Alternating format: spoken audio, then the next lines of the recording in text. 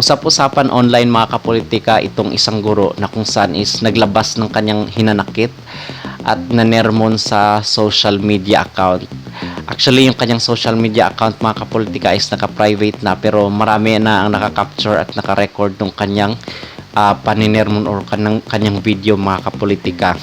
Now, ito yung gawa natin ng reaction, opinion, ano ang ating masasabi hinggil dito sa isang guro na kung saan is nanermon ng estudyante online. Ating napag-alaman na itong guro na ito is taga Metro Manila lang at naglabas na nga ng Shokos memo or Shokos order ang DepEd para sa guro at pinaimbestigahan na. Okay.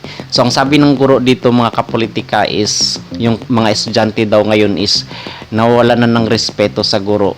Aside sa mahina sila is hindi na nila ginagalang yung kanilang mga teacher. Siguro itong guro na ito mga kapolitika yung sa akin is parang stress na stress siya or overwork at kumbaga hindi niya na talaga napigilan yung kanyang damdamin na kung saan is ilabas yung kanyang galit dito sa social media.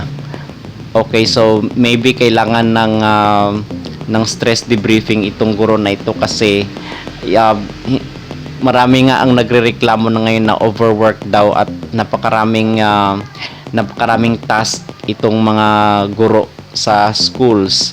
So kumbaga is na naipon na yung mga stress or mga problema mga kapolitika sa school at dagdagan pa na itong mga pasaway na estudyante. Okay, bigyan ko rin ng reaction itong side ng guro mga kapolitika, ang side ng mga estudyante mga kapolitika kasi napapansin ko nowadays ang mga estudyante is iba. Okay, iba doon sa mga estudyante sa noong unang panahon kasi kung sino sa inyo yung mga batang 90s is yung mga bata dati is disiplinado pa. Kinatatakutan yung mga guro. Unlike today, unlike nowadays na kung saan is yung guro ang natatakot sa mga estudyante. Bakit? Kasi ipapatulfo yan mga kapolitika.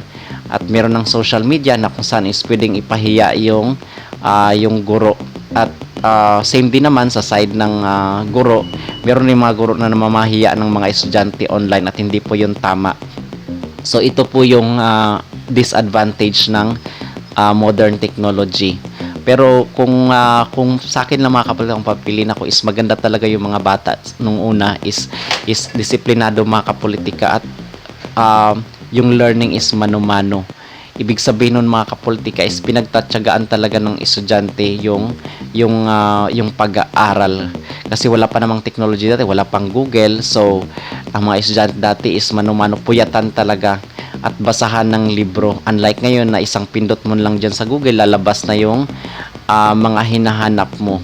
So ganun ang difference mga kapolitika ng estudyante noon kaysa ngayon. So kumbaga dati isikapan talaga, natututo yung mga estudyante na magsikap. Ngayon is yung mga estudyante is dependent na sa social media, sa technology, sa Google, sa internet. Unlike before na guro lang talaga yung source ng learning at yung mga books.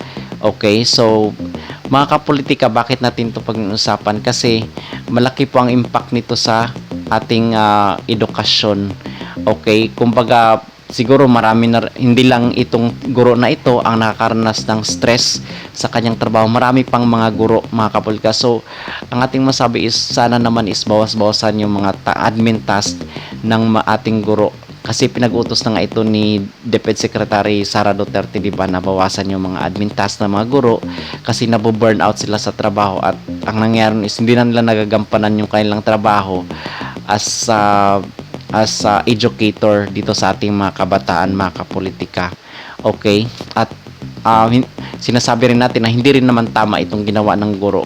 Okay? Pero nararamdaman natin yung side niya na kung saan is burnout niya siya at hindi niya na talaga kayang saluubin pa yung kanyang problema sa kanyang mga estudyante.